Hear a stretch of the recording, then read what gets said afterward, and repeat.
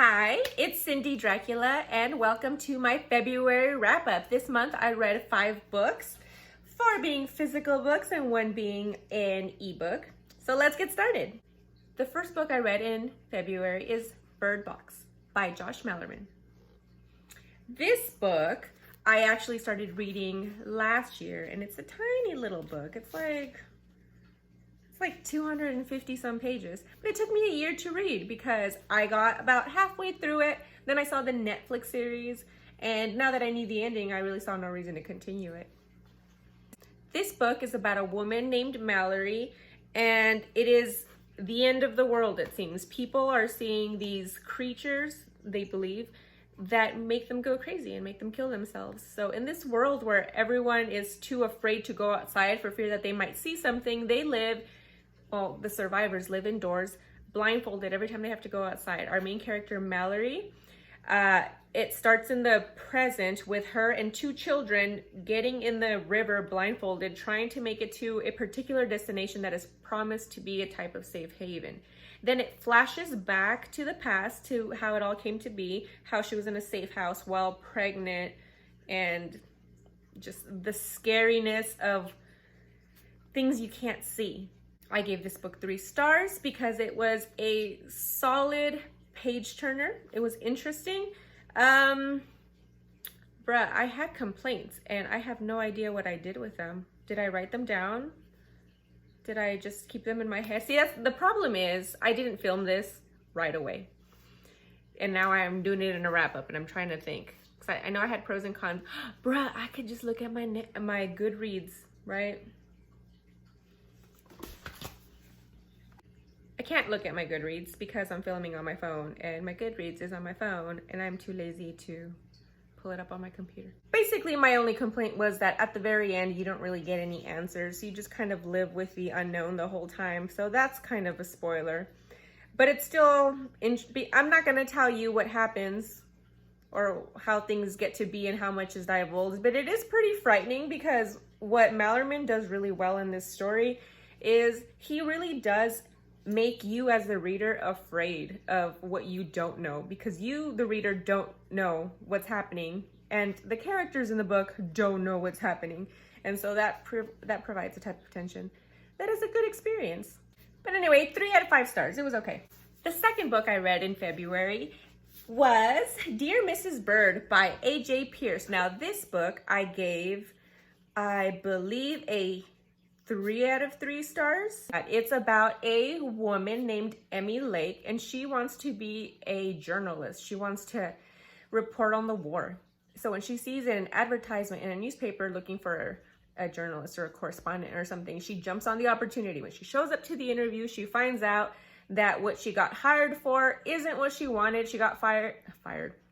She got hired to work for basically like a Dear Abby column type of thing, which isn't really her jam. So the whole thing is her wanting to help readers because people write in with their problems, and she reads the letters and she passes them along to the woman that actually answers them, who is Mrs. Bird.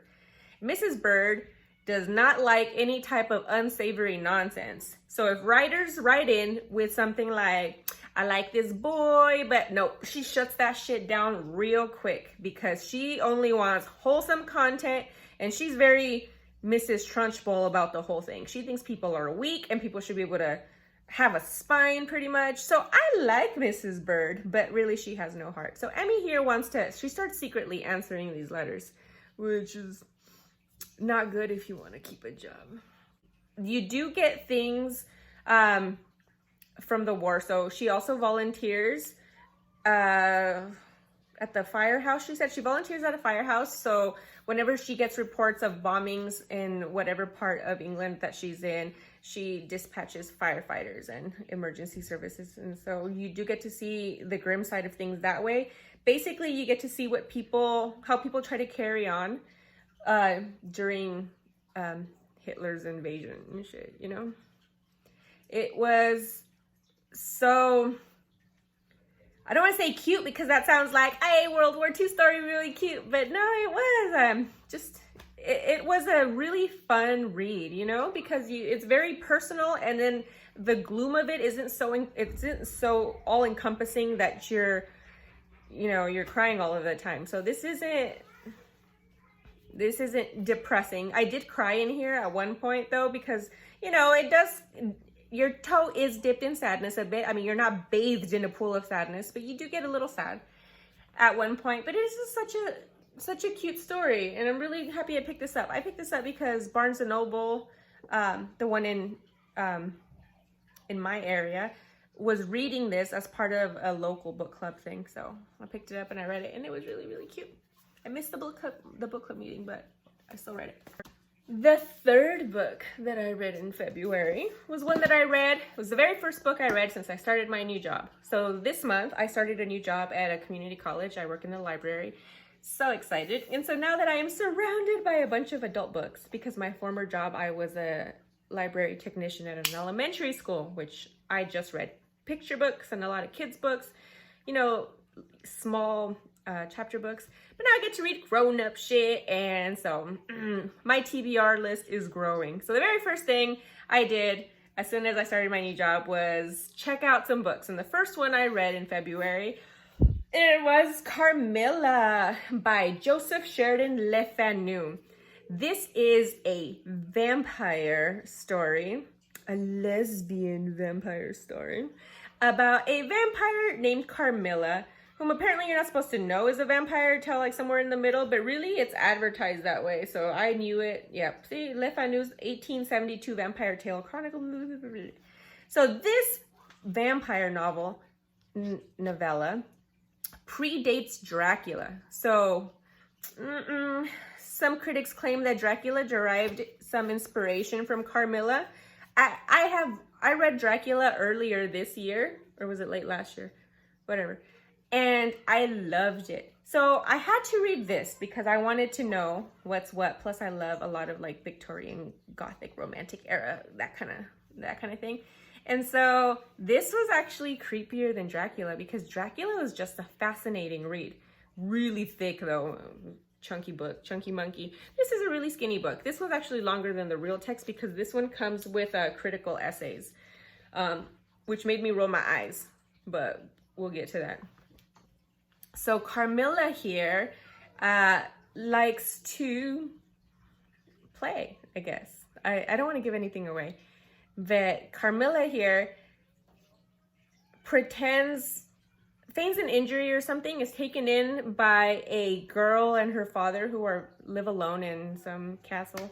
And there Carmilla, slowly starts to do her vampire thing. It is creepy. The main scenes in here regarding vampirism involve our main human character kind of being in bed and seeing Carmilla in some kind of animal shape at the foot of her bed, and it's very creepy if you put yourself in that position. If you were to wake up and see this shit in real life, you would be scared. I was scared, so I was kind of creeped out.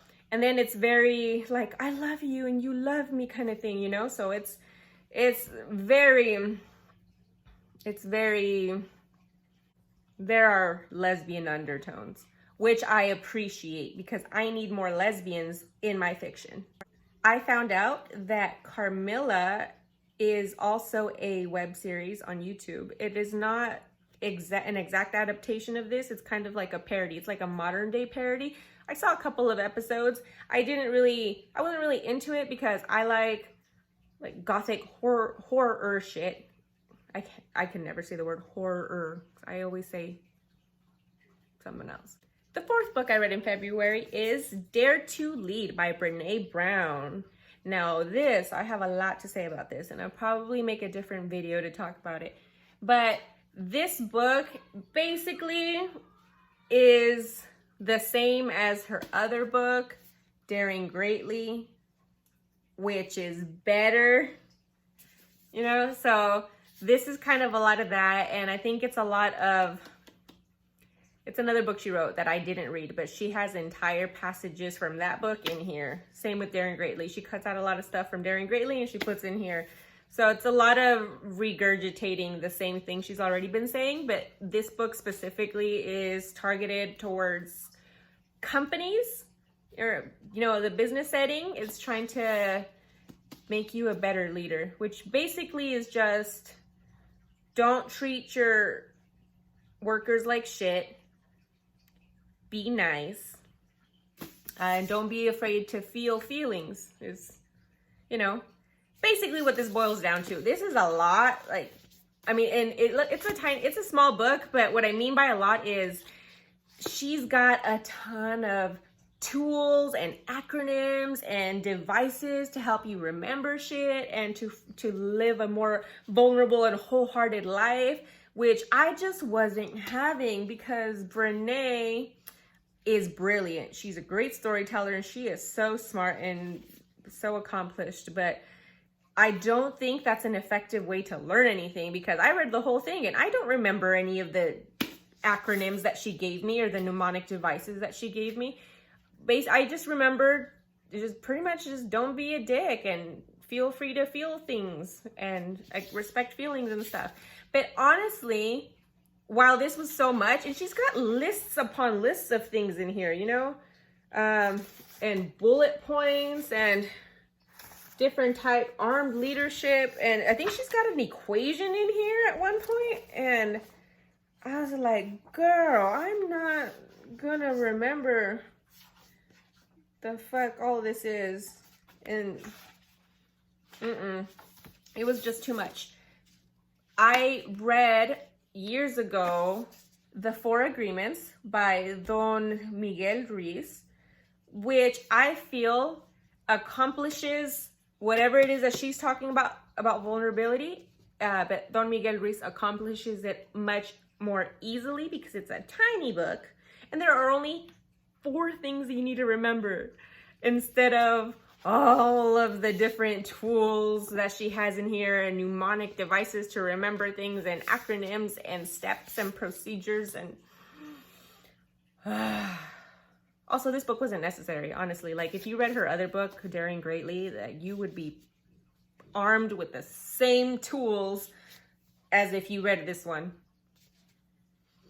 Also, at one point, she talks about her own experiences a lot, and she applies them to the tools that she's referring. Something turnover. The lunch meat turnover. I don't remember. But basically what it was is, have you ever heard sometimes a cigar is just a cigar? Well, that's exactly what she was describing, but she felt the need to reinvent the wheel and make it a lot longer to read. Brene Brown, you genius. Like, you so smart, yeah, but I'm gonna stick with Daring Greatly and your TED Talk.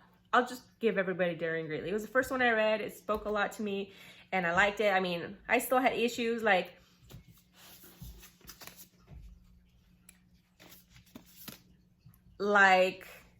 she finds it difficult to apply a lot of the stuff she's preaching to her own life, and you can see that a lot through her stories. And then sometimes that doesn't work for me because sometimes I'm like, bitch, I want a leader. Like, I don't want somebody that can't even do what they're telling me to do. But it also helps because then it's like showing she's also a person and she believes in these things so much that she is trying to apply them to her own life. I gave this book 3 out of 5 stars because I think if you haven't read anything by her and you just start with this one, it'll probably still be really good. I'd already read another one from her and it seemed to be almost the exact same thing, which is why I feel this way. But this one probably isn't good to remember if you want to remember everything. Maybe if you focus on like little pieces. Like this week, we're going to work on braving is, I think, one of the acronyms. And I don't remember what each letter stands for. You see, I'm only left, after I finished this book, the only thing I remembered is just kind of how I felt and kind of overall things that you should do, not really specifics. The 5th book I read this month was American Dirt by Janine Cummins, and I have already posted a review on that if you care to see. It's somewhere on my channel. If I figure out how to post links down in the description, I'll do that. Actually, it's not that hard. I'm just lazy and I probably won't do it.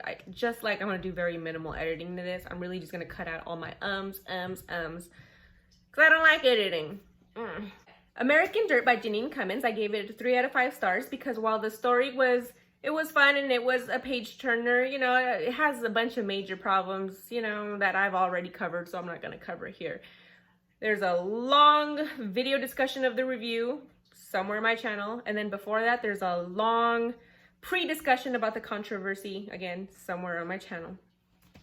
But a 3 out of 5 stars because it was still like fun to read, even though a lot of the times I was like, what the fuck?